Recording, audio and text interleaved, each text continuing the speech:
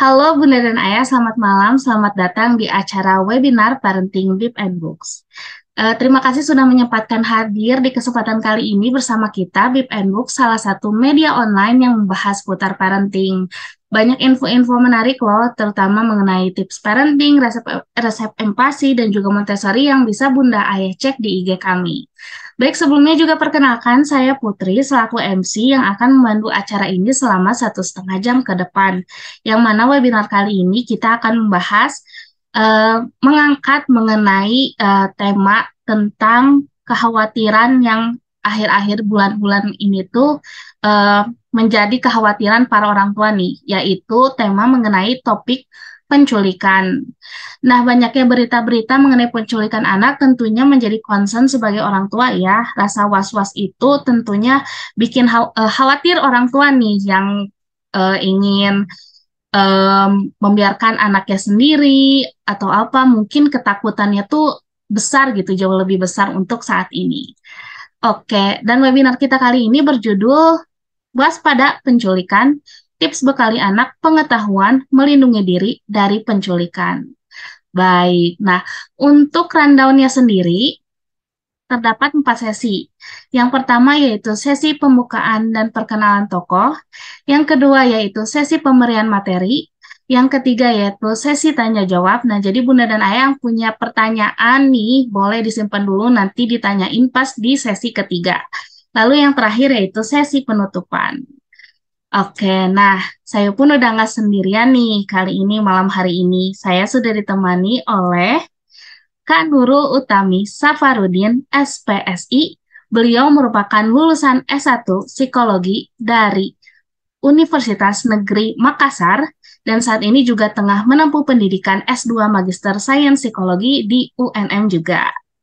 Oke, nah mungkin kita panggil dulu ya Kak Taminya. Halo Kak Tami. Halo, Assalamualaikum. Halo, Waalaikumsalam Kak Tami. Apa kabar nih Kak? Alhamdulillah, sehat. Sehat ya Kak? Nah, di Makassar gimana nih Kak? Cuacanya lagi kayak pancaroba, panas atau hujan kayak gitu nggak Kak? Iya, Alhamdulillah hari ini udah 2 hari nggak hujan. Kemarin sempat hujan terus, tapi udah 2 hari ini Alhamdulillah nggak hujan. Ada matahari kebetulan. Iya, kayak kemarin tuh seminggu hujan, terus sekarang itu ada hujan, tapi ada panasnya panas banget, terus hujan lagi kayak gitu. Lagi musim-musim kayak pancaroba gitu peralihan ya Kak? Iya benar. Mm-mm.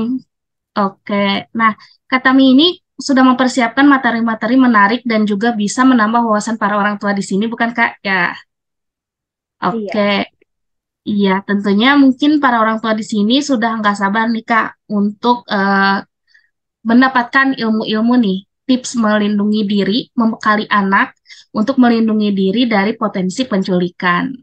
Oke, mungkin tanpa menunggu lama saya persilahkan Kak Tami untuk memberikan materinya. Oke, saya izin share screen ya.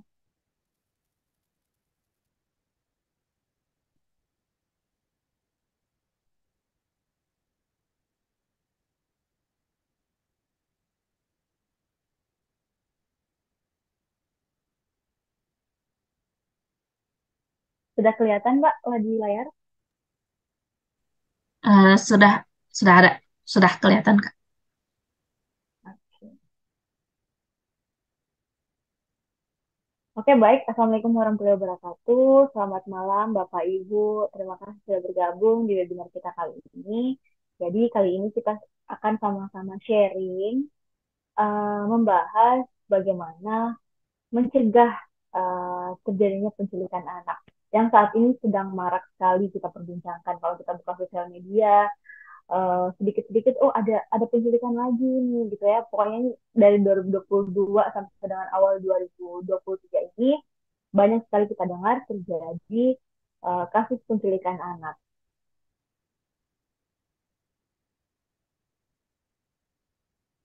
Eh, Tahun 2022 kemarin, Kementerian Pemberdayaan Perempuan KPPA merilis bahwa terdapat 28 kejadian kasus penculikan anak. Sedangkan awal tahun ini di Januari 2023 sudah terdapat beberapa kasus nih yang kita sempat heboh di sosial media. Ada yang di Makassar juga, ada yang di Jawa, ada yang keluarga sendiri mencuri keponakannya sendiri, dan sebagainya. Terus rata-rata penculikan itu sasarannya anak-anak. Kenapa sih bisa terjadi? Karena anak-anak dari usia 0 sampai 12 tahun itu belum mampu melindungi dirinya sendiri. Jadi dia itu masih sangat rentan menjadi korban dalam satu kejahatan, victim of crime. Karena tingkat pemahaman anak-anak terhadap bahaya penculikan anak masih sangat minim. Anak-anak masih belum mengerti nih dia sedang diikuti sama seseorang yang berbahaya mungkin, atau dia sedang dalam situasi yang berbahaya. Anak-anak di usia seperti ini tuh masih sangat rentan karena dia masih belum bisa memahami. Jadi di usia ini itu biasanya usia sekolah dasar yang memang uh, menjadi rata-rata ya, kalau kita lihat kasus penculikan itu rata-rata usianya dari usia sekolah seperti ini, sekolah dasar, karena memang masih sangat minim terhadap uh, pengawasan orang tua juga, dan sebagainya. Kemudian kalau kita dengar ada beberapa modus penculikan. Nah, salah satunya itu ada biasanya si pelaku ini berpura-pura untuk mengajak si korban untuk bermain, terus dia mengambil hatinya si korban dulu sampai akhirnya dia mulai melipir tuh, dan melakukan aksinya. Kemudian ada juga yang bermodus untuk memberikan makanan atau minuman, menjanjikan dia diajak untuk makan dulu. Pokoknya si pelaku ini biasanya kalau kita ketahui, kita lihat modusnya itu apa, biasanya dia berusaha untuk mengambil hati si korban dengan mengajak bermain, karena rata-rata kan usianya anak-anak. Jadi dia masih sangat senang untuk diajak bermain, diiming-imingi jajan, dan sebagainya. Kenapa sih? Apa sih faktor penyebab kenapa bisa terjadinya penculikan ini? Yang pertama, kurangnya pengawasan. Kemudian ada lingkungan, sikap individualis.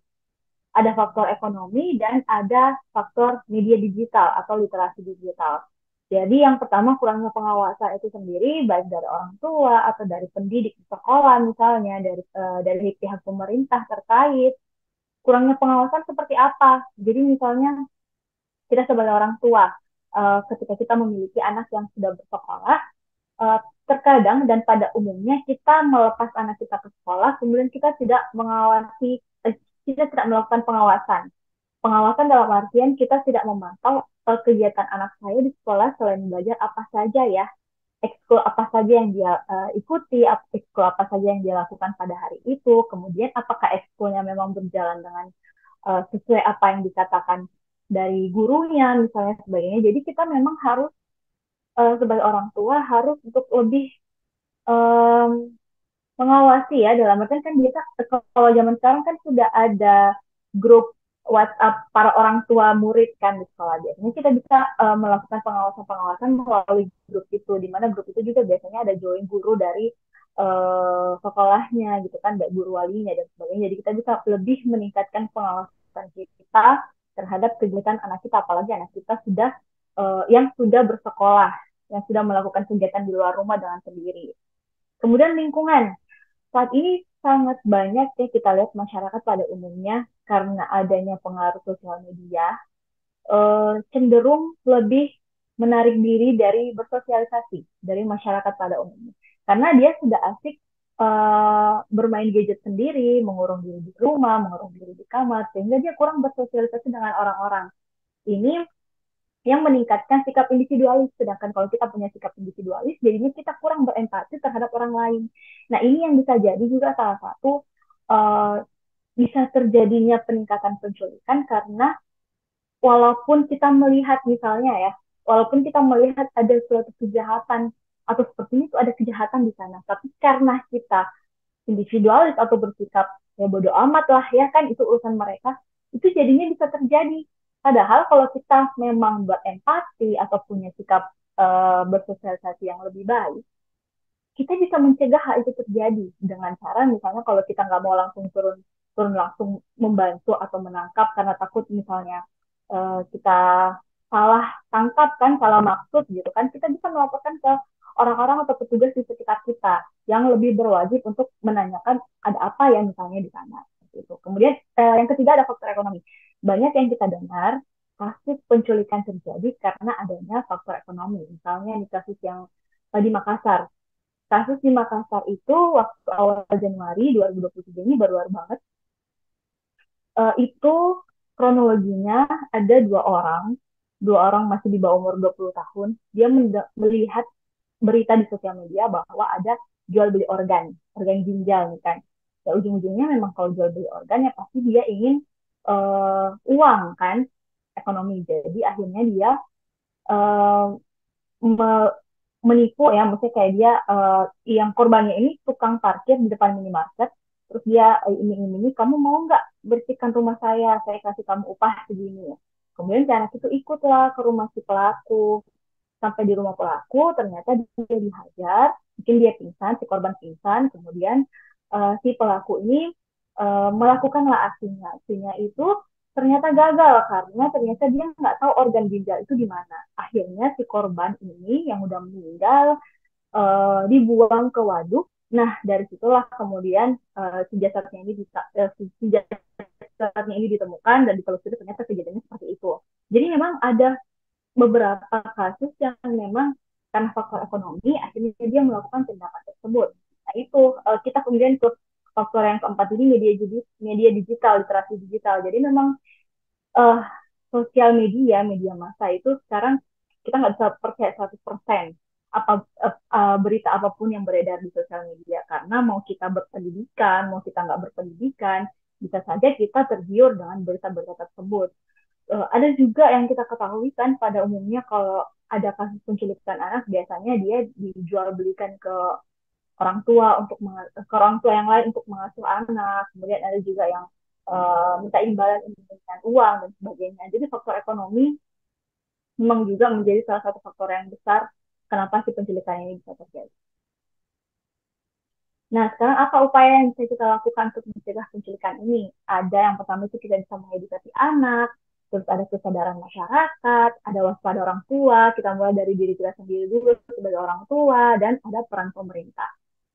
Untuk edukasi anak, kita bisa menjelaskan pentingnya sikap waspada terhadap orang lain. Jadi kita sebagai orang tua, bagaimana kita mendidik anak kita di rumah, bagaimana kita mengedukasi anak kita di rumah bahwa contohnya ya, bahwa nak, ketika kamu di sekolah, kemudian sudah waktunya pulang sekolah, uh, ketika ada orang lain yang mengatakan mau menjemput kamu dan kamu tidak mengenalnya, sebaiknya kamu jangan ikut ke orang tersebut. Jadi bagaimana kita mengkomunikasikan kepada anak kita bahwa uh, upayakan untuk tidak mengikuti orang yang tidak kamu kenal. Jadi ketika kita tidak bisa menjemput anak ke sekolah, kita bisa bilang, ada juga yang saya baca tips salah satu dari orang tua itu, ketika dia tidak bisa menjemput anaknya di sekolah, biasanya dia mengirimkan ojek online, terus si ojek online ini dikasih password. Misalnya si orang tuanya bilang, nanti kalau kamu ketemu anak aku, terus anak aku tanya passwordnya apa, kamu bilang beruang. Kalau sama-sama cocok, anaknya tanya nanti ojolnya, passwordnya apa? Terus si ojolnya bilang beruang. Oh berarti ini ojol atau driver yang memang dikirim oleh orang tua saya. Seperti itu salah satu tips yang bagus juga ketika kita tidak bisa menjemput atau mengantar anak kita. Atau tidak bisa mendampingi anak kita. Kemudian yang kedua, mengajari anak cara melindungi diri. Jadi usia-usia yang anak-anak dari 0 sampai 12 tahun, ketika di atas 3 tahun, kita sudah bisa mengajarkan anak kita bela diri. Biasanya usia di atas 3 tahun itu kan sangat aktif-aktifnya nih. Kita bagaimana caranya untuk memfasilitasi keaktifan anak kita itu dengan misalnya kita masukkan ke dalam gimnastik atau mengikutkan dia ke dalam latihan bela diri. Selain selain membantu dia atau memberikan dia pengetahuan tentang bela diri, juga bisa memfasilitasi dia untuk apa namanya, untuk menyalurkan uh, kesenangannya gitu loh, karena di atas 3 tahun itu lagi aktif-aktifnya, lagi banyak-banyak geraknya gitu, kinestetiknya semua bergerak. Jadi bagaimana kita memfasilitasi, memberikan wadah kepada anak kita, salah satunya dengan itu, dan bisa juga untuk menjadi cara mereka belajar untuk melindungi dirinya sendiri. Kemudian yang ketiga, bantu anak kenali identitas diri atau keluarga. Jadi sebisa mungkin, apalagi anak-anak sudah masuk ke usia sekolah, sebisa mungkin kita membekali dia bahwa uh, kamu uh, nama orang tua kamu ini, uh, ibu dan bapak kamu kerja di sini, kemudian alamat rumah kamu di sini, nomor telepon mama sama papa sebaiknya kamu bisa, kalau kalau nggak bisa dihafalkan, ditulis di dalam buku atau ditempelkan di dalam tasnya. Namun ini juga terkait dengan nomor 5, bahwa kita tetap harus memberikan pemahaman kepada anak kita untuk tidak menyebarkan data pribadi dan keluarga ke sembarang orang. Jadi kita tetap memberikan anak kita pengetahuan bahwa informasi yang kamu ketahui, nama, tempat kerja, alamat, dan nomor telepon, sebisa mungkin kamu berikan ke orang-orang yang kamu kenal, misalnya, atau kepada um, guru kamu yang menanyakan kamu. Kalau kamu tidak mengenal orang itu, sebaiknya tidak memberikan informasi keluarga kita. Seperti itu. Kemudian yang keempat, biasakan anak untuk selalu meminta izin kepada orang tua. Jadi ketika dia sudah masuk usia sekolah, kalau dia masih usia di bawah sekolah atau di bawah 6 tahun, itu kan masih biasanya masih dalam pengawasan kita. Masih hampir 24 jam bersama kita, masih ikut dengan kegiatan kita sebagai orang tua, ataupun dia masih di rumah dengan pengasuhnya atau dengan kakek neneknya, itu kan masih terbilang cukup aman. Kita membahas kemungkinan anak-anak di usia sekolah. Jadi biasakan untuk selalu minta izin kepada orang tua atau kepada pengasuhnya di rumah ketika dia hendak keluar rumah atau melakukan suatu aktivitas. Karena ini juga mengajarkan anak kebiasaan dan keteraturan, di mana dengan anak-anak yang dibekali kebiasaan dan keteraturan sejak dini akan membentuk karakternya di masa yang akan datang, bahwa oh iya saya harus, misalnya saya harus selalu minta izin kepada orang tua saya untuk melakukan sesuatu. Jadi memang ada perlindungan dengan kebiasaan dan keteraturan yang biasa kita terapkan sedini mungkin. Kemudian yang keenam, yang kelima itu tadi ya yang terkait dengan nomor 3.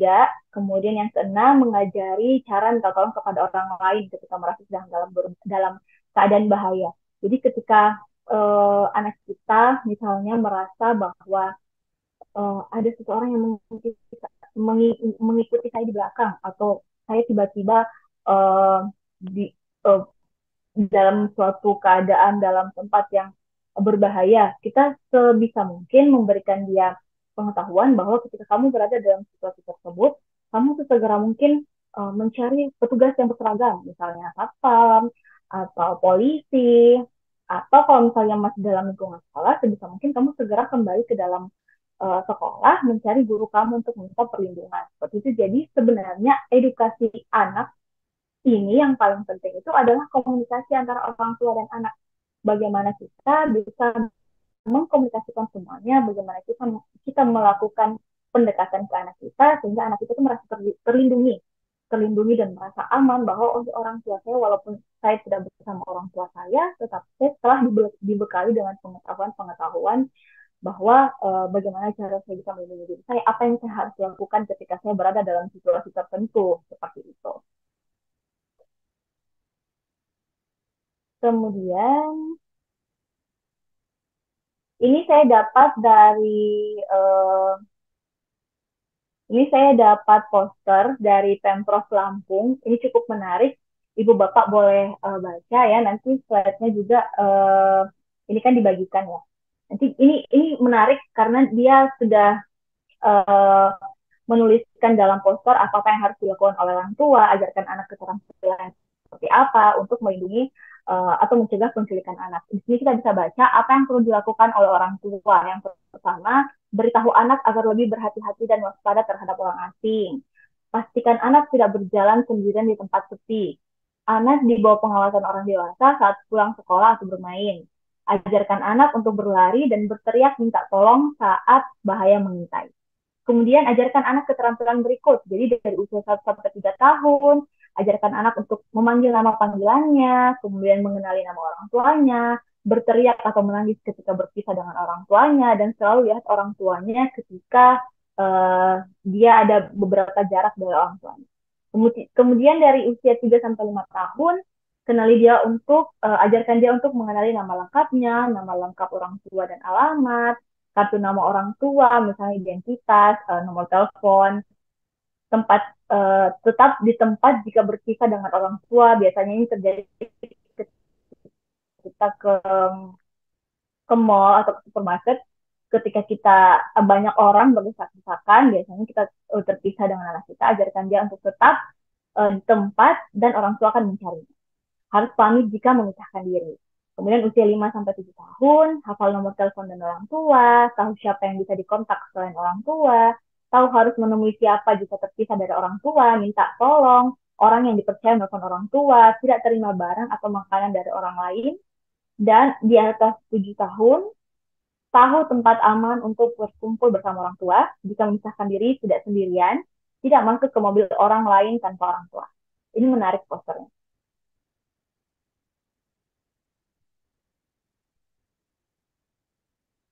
Nah, sekarang apa yang bisa dilakukan orang tua? Yang pertama, selalu mengawasi anak. Yang kedua, menyediakan waktu bersama anak. Jadi kita sebagai orang tua sebisa mungkin untuk tetap mengawasi anak kita. Mengawasinya seperti apa?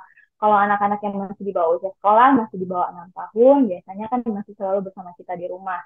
Masih ada pengasuh di rumah atau kakak neneknya di rumah yang mengawasi atau menemani dia. Ketika dia sudah masuk usia sekolah, sebisa mungkin walaupun kita bekerja, walaupun kita tidak mendampingi anak selalu di sekolah, kita bisa mungkin untuk mengawasinya. Mengawasinya seperti apa? Sekarang kan sudah banyak grup WhatsApp yang bersama dengan guru walinya, kita bisa memantau uh, kegiatan anak-anak kita di sekolah hari itu apa, karena biasanya sekarang itu anak-anak bukan hanya cuma belajar di kelas, namun ada beberapa ekskul atau kegiatan tambahan yang biasa dia ikuti kesehariannya di sekolah. Jadi kita bisa terus mengawasi anak dengan cara seperti itu. Bagaimana juga kita bisa berkoordinasi dengan pendidiknya di sekolah atau guru lesnya misalnya di tempat les, apa yang sedang dilakukan anak kita, agar kita tetap mengetahui keberadaan dan apa situasi yang sedang anak saya rasakan saat itu. Kemudian yang kedua adalah menyediakan waktu bersama anak. Karena biasanya ketika kita lepas kontrol atau ketika kita ternyata tidak selalu punya hubungan yang baik dengan anak, anak-anak akan merasa bebas. Ketika anak-anak merasa bebas, walaupun dia pergi bersama temannya, maka dia akan merasa bahwa ya udah orang tua saya mungkin nggak apa-apa kalau saya pergi, nggak apa-apa kalau saya lagi bersama dengan teman saya, sedangkan kita memang ternyata memang kurang menyediakan waktu bersama anak kita sehingga anak kita bisa merasakan hal tersebut. Kemudian untuk masyarakat, sebaiknya kita semua, karena kita juga masyarakat, sebisa mungkin untuk lebih banyak bersosialisasi lagi bersama orang-orang sekitar kita, bersama tetangga, para orang tua murid, atau teman-teman kita di tempat kerja.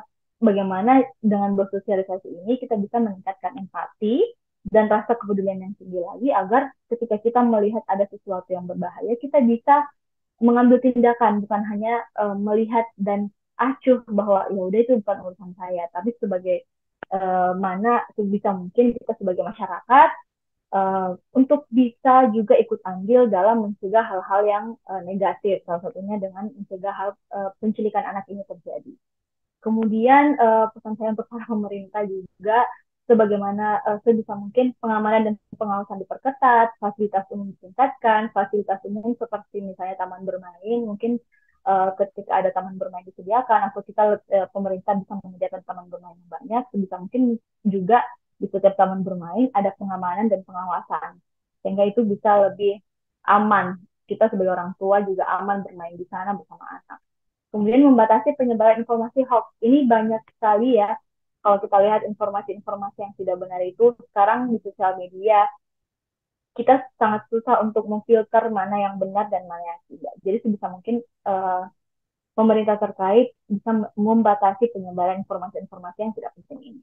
Kemudian mengkampanyekan upaya-upaya pencegahan. Nah, salah satunya yang dilakukan oleh Bit and Book ini sangat bagus menurut saya, apalagi di situasi yang sangat ini baru memasuki 2023, tapi sudah banyak sekali kasus-kasus penculikan yang kita dengar. Jadi ini sangat bagus karena mengkampanyekan, mengedukasi orang tua, bapak ibu sekalian, bagaimana cara dan apa yang harus kita lakukan untuk mencegah penculikan ini terjadi. Karena jujur saya juga sebagai orang tua, ketika mendengar kasus penculikan, saya jadi gelisah, saya jadi takut ketika meninggalkan anak saya cuman sebentar, saya jadi pikirannya aneh-aneh gitu loh, kayak saya aman gak ya di rumah, anak saya lagi ngapain ya, itu kekhawatiran yang seperti itu juga kan bukan sebatas khawatir saja, tapi bisa dengan kita gelisah, dengan kita khawatir sebagai orang tua, ada beberapa pekerjaan yang mungkin akan terpengaruhi dan terganggu dengan kekhawatiran seperti itu.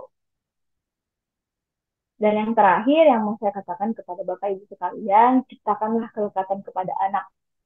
Karena anak-anak yang memiliki orang tua yang cepat tanggap atas respon yang diberikan oleh anak dia itu akan memiliki secure attachment yang lebih baik atau pola kelekatan yang aman. Jadi anak-anak yang merasa aman, merasa terlindungi di rumahnya, dia akan mengembangkan karakter itu atau mengembangkan sifat itu ke masa yang akan datang. Jadi anak-anak yang dibekali dengan um, sikap yang peduli terhadap yang peduli dari orang tuanya atau pengasuhnya itu lebih merasa aman.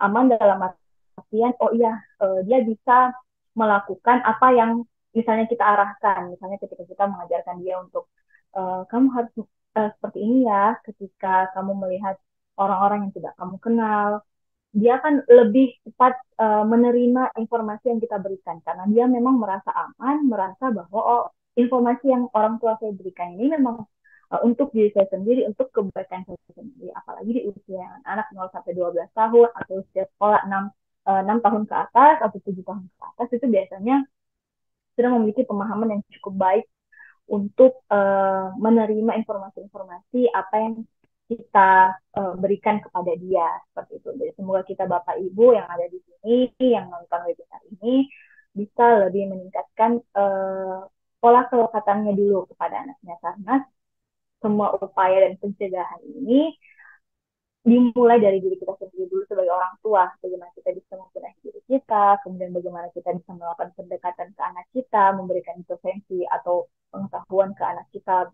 apa yang harus dilakukan terhadap suatu situasi, bagaimana cara dia melindungi dirinya itu, dia melihat dari kita. Dia melihat bagaimana kita melakukan perlindungan kepada anak kita sehingga dia bisa merasa aman, dia merasa terlindungi dan itu yang akan membekali dia di kemudian hari. Seperti itu dari saya. Mungkin nanti kita sisanya sharing-sharing aja kalau ada pertanyaan, kita sharing mengenai upaya pencegahan penculikan anak. Mungkin Bunda-Bunda dan Ayah yang ada di sini bisa ya kalau ada pertanyaan di kolom chat untuk ditanyakan. Atau mungkin ada kalau yang mau buka mic boleh ya Kak? Iya, boleh langsung open mic aja. Kita sharing santai aja di sini. Kita sama-sama orang tua yang lagi khawatir nih gimana nih caranya biar kita dan anak kita bisa tetap aman. Oke, mungkin Bunda dan Ayah yang mau buka mic juga boleh. Mungkin sambil menunggu, mungkin dari saya dulu ya Kak untuk pertanyaannya gitu. Nah, kan seperti kata Kakak bilang, kalau misalkan pengawasan itu jadi salah satu faktor penting ya Kak untuk membekali anak. Nah, tapi kan mungkin ada beberapa orang tua juga mungkin yang kayak lebih sibuk di kerjaan dan lain-lain, jadi kurang sempat untuk lebih memperhatikan anak. Nah, kira-kira kayak gimana Kak? Misalnya ya bonding dari orang tuanya itu emang kurang, terus kedekatan dengan anaknya juga kurang. Nah, kira-kira kayak gimana nih Kak untuk ngedeketin anaknya gitu? Secara perlahan atau kayak gimana Kak? Ya supaya mungkin orang tua yang gengsi atau apa. Nah, mungkin kayak gimana Kak gitu. Iya, terima kasih Mbak Putri. Uh, jadi untuk pengawasan sebagai kita ibu bekerja kan bisa mengawasi anak-anak yang di sekolah itu dengan grup orang tua ya itu. Kemudian untuk kita orang tua bekerja yang merasa kurang memiliki waktu, sebenarnya untuk kata-kata kurang memiliki waktu bersama anak kita itu sebenarnya kita yang buat sendiri ya. Kalau menurut saya itu sebenarnya kita yang buat sendiri karena um, 15 sampai 30 menit ketika kita menyempatkan waktu 15 sampai 30 menit bersama anak di rumah tanpa kita memegang gadget atau tanpa melakukan kegiatan apapun itu sudah sangat uh, bondingnya udah sangat erat itu Mbak. Jadi ketika kita orang ibu bekerja, ketika kita pulang di rumah, sebisa mungkin 15 menit saja, minimum 15 menit saja kita sempatkan waktu bercerita bersama anak, tatap-tatapan dengan anak, tanpa ada distraksi apapun seperti gadget atau misalnya kita sambil nonton, kita ajak anak kita bicara, anak kita main, itu sudah sangat penting. Jadi menurut saya kalau istilah tidak punya waktu untuk bermain dengan anak, tidak punya waktu bonding dengan anak, itu sepertinya itu kita yang buat ya. Karena sebenarnya akan ada waktu kok 15 menit gitu loh, 30 menit gitu loh untuk kita, itu sangat terbilang sedikit dibandingkan kita menghabiskan waktu membalas WhatsApp kerja gitu, atau masak, kan itu bisa kita sisihkan waktu sedikit itu, 15 menit lah minimal kita mem membentuk ikatan atau bercerita tentang keseharian anak-anak. Karena dengan kita membiasakan itu, anak-anak juga akan terbentuk kebiasaannya, terbentuk bahwa oh iya, saya selalu punya waktu dengan orang tua saya, dengan waktu tersebut saya bisa melakukan bercerita misalnya apa yang saya rasakan di sekolah hari ini, seperti itu. Karena kan memang kita orang tua harus pintar bagaimana bisa memahami anak kita, memvalidasi perasaan anak kita hari itu sedang apa. Karena jangan sampai kita uh, melewatkan sesuatu yang sangat penting atau sangat krusial. Seperti itu sih, Mbak. Oke, baik, Kak. Jadi lebih ke menyempatkan waktu ya untuk bonding bersama anak. Nah, Kak, Iya. kalau misalkan quality time itu apakah sejajar dengan banyaknya waktu yang dihabiskan dengan anak atau enggak gitu, Kak? Jadi gimana kalau misalkan mau quality time sama anak? Apakah meluangkan waktu yang banyak itu sama kayak menghabiskan quality time atau quality time itu contohnya seperti apa, Kak? Itu yang bisa dikatakan quality time bersama anak. Iya, jadi setiap orang tua pasti sepertinya berbeda-beda dalam berquality time dengan anak-anak. Karena orang tua pasti memiliki perbedaan kebiasaan ya. Ada kebiasaan dalam suatu keluarga itu pasti berbeda-beda. Jadi bagaimana kita menciptakan itu sendiri, menciptakan kebiasaan itu, menciptakan cara berquality time dengan keluarga kita sendiri. Ada banyak kok contoh, misalnya kita berquality time ketika untuk ibu bekerja, untuk orang tua yang bekerja, misalnya kita bisa menyempatkan berquality time dengan kita ketika kita pulang kerja, selesai kita makan malam, atau misalnya pada saat makan malam di meja makan, kita habiskan 10 sampai 15 menit untuk bercerita, sharing, itu bisa menjadi quality time. Jadi sebenarnya quality time itu tergantung dari persepsi orang tua masing-masing, persepsi keluarga masing-masing. Karena menurut saya kalau untuk quality time, bagaimana itu tergantung dari bagaimana kebiasaan dari keluarga, dari suatu keluarga. Ada yang mungkin menganggap quality time itu ketika dia berlibur, ada juga yang mungkin menganggap quality time itu ketika saya sudah setiap hari saya menyempatkan waktu bercerita dengan anak saya dan lain sebagainya. Jadi quality time itu tergantung dari kebiasaan suatu keluarga itu sendiri, itu, Mbak, menurut saya. Oke, jadi tergantung perspektif dari keluarga itu sendiri ya, Kak. Iya, betul. Oke, nah ini ada pertanyaan nih dari Ayah Mirza. Mungkin Ayah Mirza mau open mic atau gimana? Mau dibacain aja? Mungkin ada yang mau ditanyakan lebih. Boleh mau open mic atau tidak? Oh, oke. Mau dibacain aja katanya. Oke. Nah, bagaimana cara kita mengawasi anak tapi anak kita tidak menurut ke kita? Oke, baik. Seperti tadi di slide terakhir ada namanya pola kelekatan. Sebisa mungkin, sedini mungkin, baik itu dia baru lahir, bagaimana kita melakukan pola kelekatan kepada anak kita.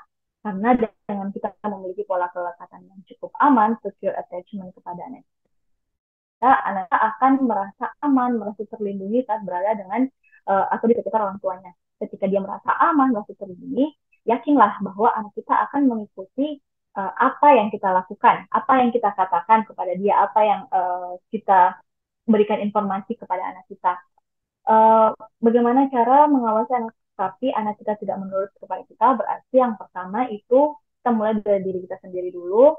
Bagaimana kita mencontohkan uh, mencontohkan sikap patuh gitu ya. Karena anak-anak itu mencontoh, anak-anak itu melihat apa yang di sekitarnya terjadi. Jadi ketika dia misalnya kurang patuh, bisa jadi ada sesuatu yang dia contoh seperti itu, atau bisa jadi memang dia lagi di fase itu. Ketika anak berada di fase karena ada juga ya, ada fase memang anak itu akan ada saatnya dia berada di fase ngeyel, dia berada di fase yang tidak ingin diberitahu. Nah, ketika dia berada di fase itu, sebisa mungkin kita melakukan pendekatan, terus pendekatan kepada anak kita bahwa, dan terus kita memahami anak kita bahwa oh iyalah dia lagi di fase ini. Terus selalu menekankan juga kepada teman-teman Bapak Ibu bahwa jangan menyamakan anak-anak dengan orang dewasa. Karena ketika anak-anaknya ya misalnya kita nggak boleh bilang eh kamu kenapa kayak gitu sih, kita nggak boleh kayak gitu, tapi kita coba berada di perspektifnya si anak ini. Oh dia mungkin lagi di fase ini, oh mungkin dia lagi tidak nyaman dengan sesuatu, kita berusaha memahami dia, kita berusaha memahami anak itu bahwa ada sesuatu yang membuat dia tidak nyaman, ada sesuatu yang biasanya dia lakukan secara teratur mungkin tidak teratur, sehingga dia akhirnya mengeluarkan sikap atau sifat tidak menurut itu. Jadi sebisa mungkin untuk kita pertama melakukan atau menerapkan keteraturan dan konsistensi terlebih dahulu agar anak-anak bisa mengikuti kita nih. Kita sebagai orang tua juga ketika menerapkan aturan di rumah atau batasan-batasan di rumah, sebagaimana kita harus konsisten untuk mengikuti aturan dan batasan tersebut sehingga anak-anak mencontoh kita. Karena anak-anak itu mencontoh, anak-anak melihat apa yang dilakukan oleh orang tuanya, orang-orang di sekelilingnya. Dengan kita melakukan hal-hal yang positif, anak-anak pasti akan mencontoh. Anak-anak di bawah usia 6 tahun sangat menyerap pikirannya itu seperti spons. Jadi dia menyerap air segitu banyaknya, dia menyerap informasi segitu banyaknya. Ketika dia menyerap informasi yang positif, yang baik-baik, itu akan terpengaruh kepada karakternya si anak-anak. Jadi sebisa mungkin kita menerapkan keteraturan dan konsistensi dulu di rumah. Kita mulai dengan diri kita sendiri sebagai orang tua agar anak-anak bisa mencontohnya. Dan ketika dia sudah aman nih, sudah bisa menurut, sudah bisa melakukan kebiasaan-kebiasaan rutinitas yang biasa kita lakukan di rumah, kita bisa melakukan intervensi-intervensi nih, melakukan pendekatan-pendekatan nih, memberikan informasi bahwa sebaiknya kamu melakukan ini daripada melakukan ini. Seperti itu kita udah bisa masuk tuh di dalam itu Pak Bapak Irza. Oke, seperti itu Pak Mirza mungkin ya, oke. Nah, masalah ini Kak, ngeyel nih. Kan kadang kalau misalkan anak ngeyel itu kadang wah ribut tantrum kayak gitu kan kayak susah dibilangin kayak gitu. Nah, kalau kata Kakak gimana kalau cara kita untuk lebih memahami perspektifnya anak, memahami perasaannya. Tapi kan kadang kala ada orang tua yang gak anaknya tuh gak bisa dibilangin banget, terus dianya tuh jadi kepicu gitu emosinya. Nah, kira-kira mungkin ada tips nggak dari kakak kalau misalkan orang tua yang kepicu emosi itu gimana untuk cara ngontrolnya gitu, tone down-nya kayak gimana?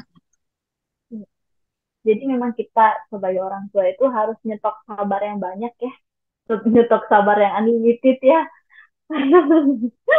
Ya benar-benar itu jadi orang tua harus nyetok sabar yang banyak. Jadi memang anak-anak itu berbeda. Kita harus memahami bahwa anak-anak itu berbeda ya.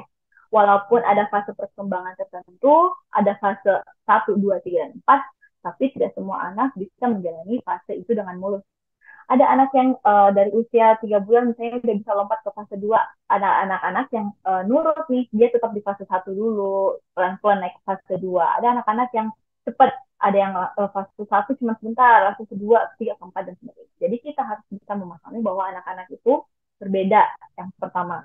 Kemudian kita sebagai orang tua, bagaimana countdown, ya selain kita belajar atau menemani anak-anak di rumah, sebisa mungkin kita ambil kesempatan, ambil waktu um, untuk cooling down.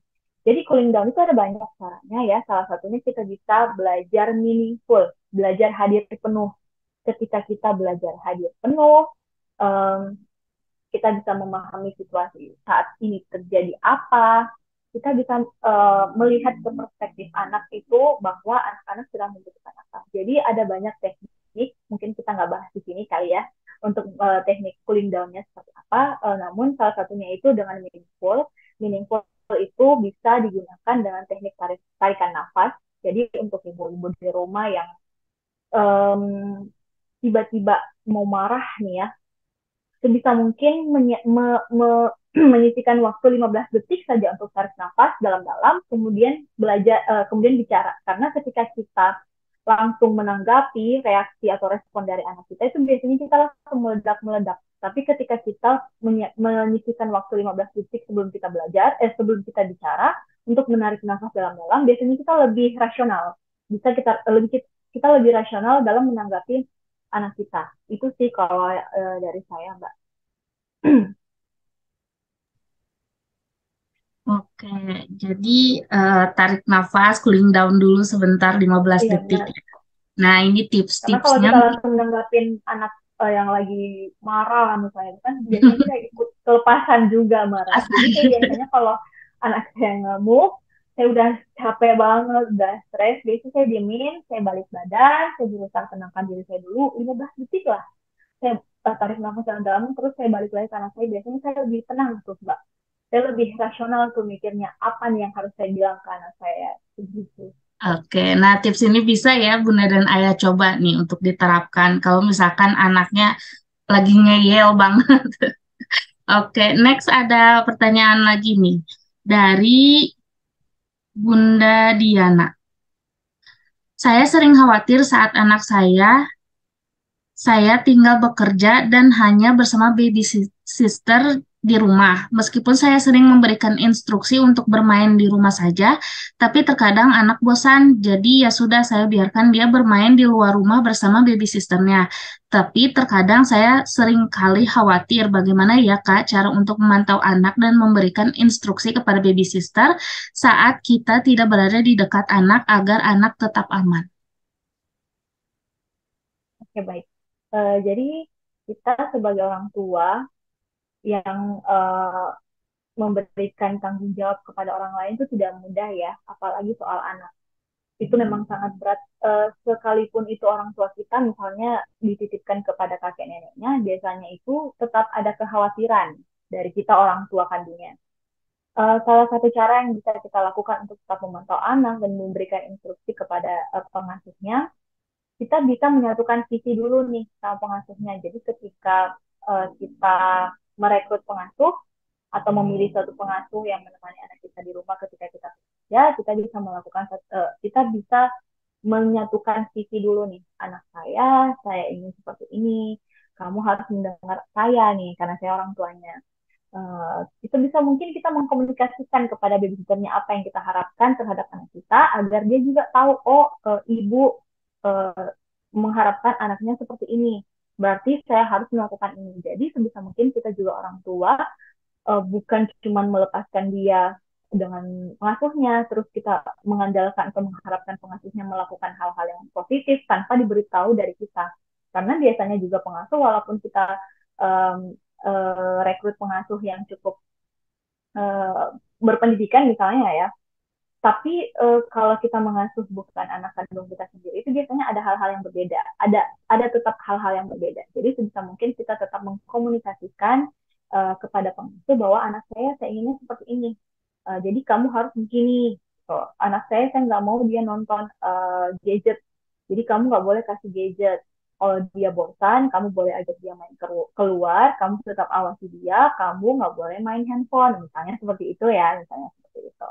Jadi tetap kita berikan instruksi, komunikasi kepada si pengasuhnya agar visi dan tujuan kita itu sama dalam membersamai tumbuh kembang si kecil. Biar nggak ada miskomunikasi. Oke, begitu. Mungkin Bunda Diana ada yang mau ditanyakan lagi? Atau mau buka mic juga boleh.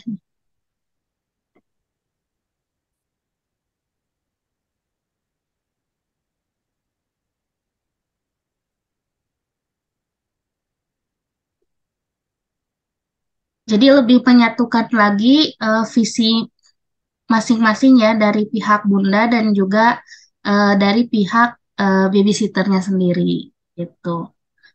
Oke, next dari Pak Mirza lagi. Bagaimana kita memberitahu anak kita supaya tidak sering main keluar tanpa izin? Anaknya ngeyel, susah sekali dikasih tahu. Nah, kayak gimana Kak? Oke, Biar bisa dapat ya. ya. Sebelumnya mungkin usia anaknya berapa, Bapak? Apakah masih usia anak-anak atau sudah mau masuk ke usia remaja awal? Apakah sudah di usia 12 tahun ke atas? SD. Oh ya, kalau SD berarti masih tergolong anak ya, masih sekitar 7 sampai 12 tahun. Bagaimana memberitahu anak kita supaya tidak sering main keluar tanpa izin?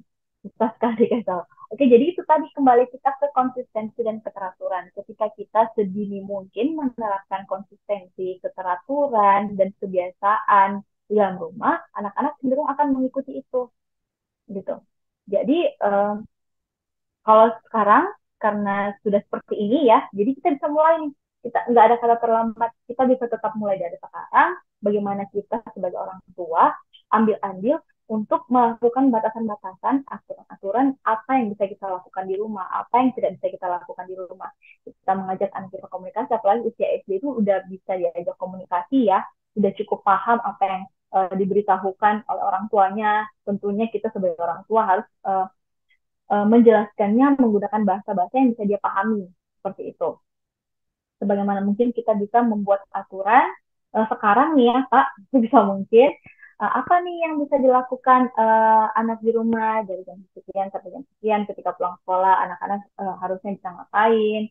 Kamu kalau keluar rumah harus izin sama orang yang ada di rumah. Misalnya bapak ibu yang nggak ada di rumah nih, sama pengasuhnya, sama kakek neneknya, atau sama kakaknya. Kita harus menerapkan konsistensi itu. Dan kita harus tegas ya bapak ibu bahwa ketika kamu tidak izin, kunci saya pintu, kuncinya saya simpan, kamu nggak bisa keluar rumah. Tapi ketika kamu meminta baik-baik, meminta izin baik-baik kepada mama sama papa, ke kakek, dan nenek, mama akan mengizinkan kamu. Seperti itu, maksudnya cukup dengan mengkomunikasikan sebaik mungkin dengan anak kita. Karena yakinlah, anak kita akan memahami ketika kita menjelaskannya sebaik mungkin dan sesuai dengan perkembangan bahasa anak kita. Seperti itu, Bapak. Oke, jadi kuncinya itu lebih ke komunikasi. Sama mungkin Ya, kedua betul. orang tuanya juga ngasih contoh kali ya, Kak, untuk Iya, disiplin benar. gitu. Ya. Oke. Nah, Kak, kalau misalkan sebenarnya peraturan kayak di rumah atau orang tua yang strict itu tuh sebenarnya baik atau enggak sih, Kak? Karena kan biasanya kalau misalkan yang terlalu strict itu kadang bisa membuat anak tuh jadi berontak. Nah, kira-kira kenapa sih anaknya tuh bisa berontak gitu? Gitu sih, Kak. Ya, sebenarnya kalau untuk aturan di rumah itu tergantung ya, Mbak. Ada yang terlalu ketat, mungkin ada yang em, tetap balance antara dia membuat peraturan, namun ada juga yang terlalu bebas seperti itu. Jadi kalau menurut saya em, kita harus ya setiap keluarga itu harus selalu punya aturan dan batasan tersendiri. Eh, em, Anak-anak yang biasanya um, mungkin kalau mungkin maksudnya Mbak Putri anak-anak biasa merasa terkekang ya terkungkung gitu kalau terlalu banyak aturan. Jadi aturan dan batasan yang kita buat juga itu kita harus sesuaikan dengan usia anak kita. Jadi ketika usianya masih di bawah 1 tahun atau satu sampai 3 tahun, sebagaimana mungkin kita harus sebagai orang tua harus memahami dulu nih perkembangan atau sedang di fase apa nih anak saya, aturan dan batasan seperti apa yang bisa saya terapkan agar anak tetap sesuai dengan tumbuh kembangnya perjalanannya. Jadi bukan semata-mata kita memberikan membuat aturan atau batasan sesuai dengan rasional kita sebagai orang tua, karena tentunya rasionalisasi kita itu berbeda dengan rasionalisasi anak-anak ya. Jadi sebisa mungkin kita memahami, oh anak-anak saya misalnya lagi di fase A, berarti aturan yang saya bisa terapkan itu seperti ini, yang sesuai dengan saat itu dia di tahap perkembangan seperti apa. Kalau saya seperti itu, Mbak. Oke, berarti disesuaikan dengan usianya lagi ya, Kak, untuk Iya, misalkan betul. Jadi peraturan-peraturan di setiap rumah itu sendiri. Iya, jadi setiap waktu akan ada aturan dan batasan yang baru lagi, kemudian Hmm. yang berlalu mungkin udah nggak berlaku, seperti itu. Jadi akan aturan dan batasan itu akan terus ter Update. terperbaharui gitu ya. Iya, Iya, iya. Oke, mungkin ada yang mau ditanyakan lagi dari Bunda dan Ayah yang ada di sini.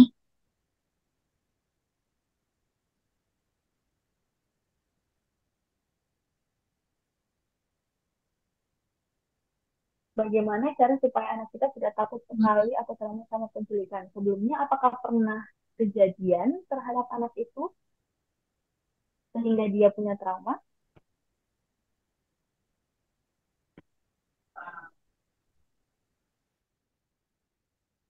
Kalau misalnya anaknya pernah mengalami hal tersebut dan kemudian dia trauma, ini oh karena sering dengar berita. Oke, kalau misalnya ada anak ya yang kita tahu terus pernah mengalami kejadian penculikan, terus dia trauma secara psikis, itu harus ke ahlinya ya, harus ke psikolog. Bagaimana dia bisa ditangani, dia dilakukan um, penanganan yang khusus ke ahlinya. Kalau misalnya karena sering dengar berita, dia jadi khawatir dan takut, itu kembali lagi hal yang paling dasar yang bisa kita lakukan sebagai orang tua adalah memberi dia pemahaman, memberi dia informasi.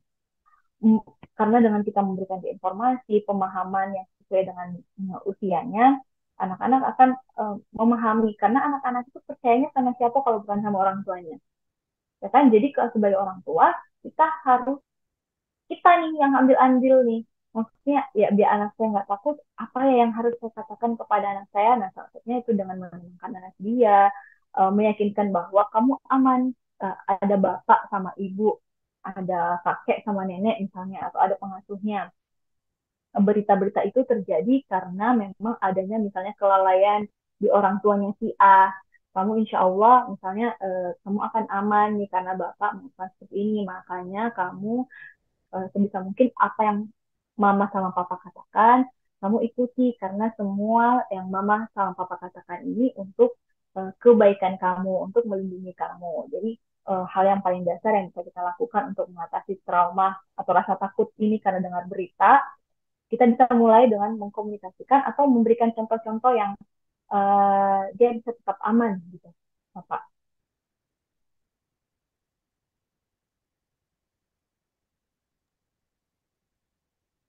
Oke, jadi kalau misalkan anak berarti yang pernah mengalami penculikan itu pasti punya post trauma yang mendalam juga ya Kak, yang harus segera diobati gitu. Iya.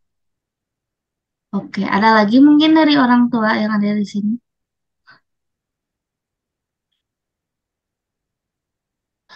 Berarti mungkin mulai mengenalkan kayak seni bela diri juga kayaknya baik ya Kak, sejak dini gitu untuk Bagus. mm-mm, melindungi anak juga, bisa melindungi Selain diri. melindungi, itu bisa menyalurkan keaktifannya ya, dia menyalurkan energinya di situ, hal-hal yang positif kan, dia jadinya Iya, bisa tahu oh ketika saya merasa terancam nih, saya bisa melakukan gerakan ini, gerakan itu gitu. iya benar Kak.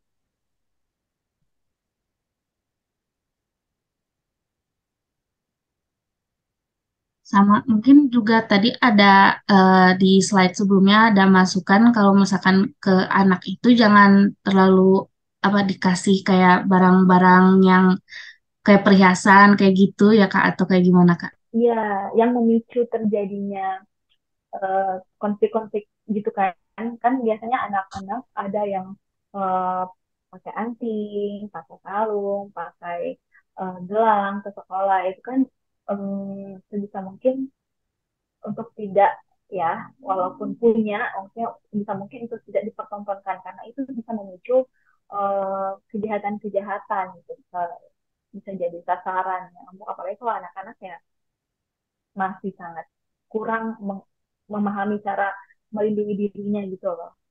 Takut ada Iya, penjamretan dan sebagainya. iya betul Kak. Oke. Ada lagi mungkin Bunda dan Ayah yang mau menanyakan?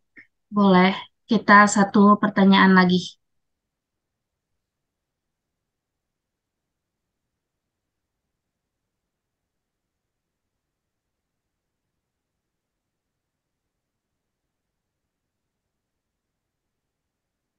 Nah, kalau untuk sosialisasi itu dari masyarakatnya kayak kayak bertetangga terdekat kayak gitu Kak untuk bersosialisasi Iya, menghindari dan jadi sebisa mungkin kita eh, masyarakat untuk tetap menjaga kerukunan ya antar lingkungan. Misalnya kita sebisa mungkin tetap bersosialisasi secara dunia nyata, bukan hanya dunia digital ya. Agar apa? Agar empatinya itu terbentuk karena ketika kita cuma melihat di dunia maya, biasanya tuh empati atau rasa kepeduliannya nggak terbentuk. Namun ketika kita hadir penuh di dunia nyata, biasanya kita lebih merasakan empati yang sesungguhnya, kepedulian yang sesungguhnya. Ini juga untuk mencegah hal-hal negatif terjadi karena uh, apalagi anak-anak zaman sekarang ya biasa dia melihat teman-temannya dibully tapi dia cuma diam saja, nggak ambil tindakan atas kejadian itu, padahal harusnya ya dia bisa kan lapor gurunya atau dia bisa melakukan tindakan seperti kasusnya Mario Dandi kemarin misalnya ya. Harusnya kan teman-temannya yang ada di situ, kalau kamu berempati, kalau kamu punya rasa kepedulian, kamu bisa mencegah itu terjadi seperti itu. Jadi memang kita harus sebagai orang tua nih saat ini, karena siapa lagi yang bisa mendidik anak kita, kita harus menanamkan itu sedini mungkin. Bagaimana anak-anak kita bisa menciptakan empati dan kepedulian yang tinggi, sehingga nanti ketika dia sudah terjun ke dunia sosial, dia bisa merasakan itu dan dia lebih bisa bersikap positif terhadap lingkungan. Oke, jadi pembentukan karakter anak itu untuk kedepannya itu dimulai dari pola asuh kita sendiri ya, Kak, Iya benar. untuk menumbuhkan rasa Semua empatinya. iya, Mm. semua di rumah semua dimulai dari rumah. Iya. Nah, ada pertanyaan terakhir nih masih dari Bapak Mirza. Boleh tidak anak kita diam di rumah saja, dipaksa? Mungkin karena takut kalau keluar was-was, jadi kira-kira di rumah aja gimana, Kak? Sebenarnya untuk boleh di rumah saja boleh. Kalau dipaksa mungkin kita harus memberikan alasan yang jelas kepada anak kita. Kita harus memberikan alasan kepada anak kita agar anak kita memahami bahwa oh alasan orang tua saya ini masuk akal gitu. Kalau dipaksa dalam artian dikurung juga sepertinya kurang bagus ya Bapak, karena takutnya mengganggu psikisnya si anak gitu. Kalau dia kesannya dia dikurung. Namun kalau dia diharapkan untuk di rumah saja, sebisa mungkin kita memberikan dia alasan yang masuk akal agar dia bisa memahami bahwa uh, saya di rumah karena alasan tertentu untuk keselamatan saya misalnya, jadi dia tidak merasa dikurung gitu, karena kalau kesannya dia dikurung dengan paksaan bisa mengganggu perkembangan yang lainnya pada si anak. Oke, oke. Jadi intinya itu, Kak, mungkin kalau ya intinya itu semuanya berasal dari rumah dan cara kita berkomunikasinya dengan anak. Oke, Ya, nah itu sebagai pertanyaan penutup untuk hari ini.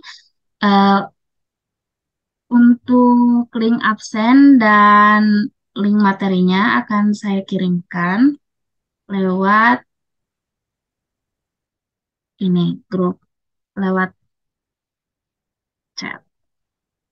Oke, mungkin sebelumnya Kak, kalau misalkan bunda-bunda yang ada di sini dan ayah juga yang ingin mengetahui lebih lanjut tentang tips parenting dan juga Montessori, bisa ke IG Kak Tami. Saya kirimkan linknya, bisa di-follow juga. Dan mungkin kalau bunda-bunda yang ada di sini ingin menanyakan tentang konten di kakak atau menanyakan tentang sesuatu tentang tips parenting, bisa lewat DM atau komentar di konten kakak ya. Oke, iya boleh. lalu ini untuk link absensi dan link materinya akan saya bagikan.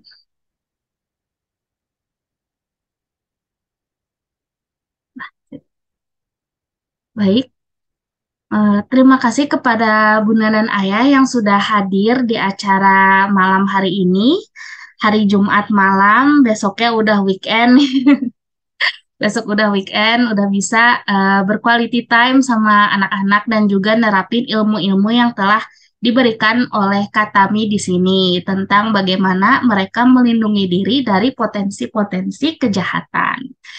Oke, terima kasih kepada Kak Tami karena sudah memberikan begitu banyak informasi dan juga begitu banyak ilmu mengenai tema topik kita kali ini tentang bekal untuk anak bisa melindungi diri dari penculikan. Terima kasih juga kepada Bunda dan Ayah. Semoga ilmu-ilmu yang diberikan bisa bermanfaat dan juga anak-anak kita bisa dijauhkan atau terhindar atau jangan sampai jangan sampai menjadi korban atau target dari penculikan. Oke, terima kasih atas waktunya. Selamat malam, sampai jumpa di acara webinar Bib and Book selanjutnya.